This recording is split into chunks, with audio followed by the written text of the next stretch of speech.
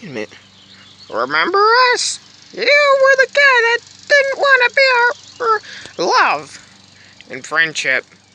I'm sorry, but I'm bald. You never loved me. Yes, I do.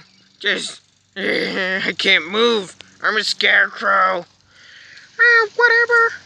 I forgot your name as well. Red Dude and ex-boyfriend? Ow.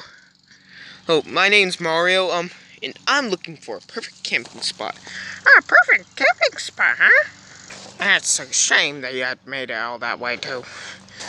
Hey, I'm not finished with my story. Campground. Oh, well, that's simple. The campground is right over there.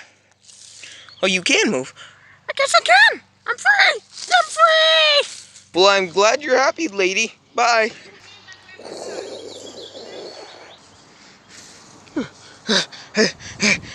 Well, she told me to go this direction for a perfect camping spot. It's not in Deadly Forest.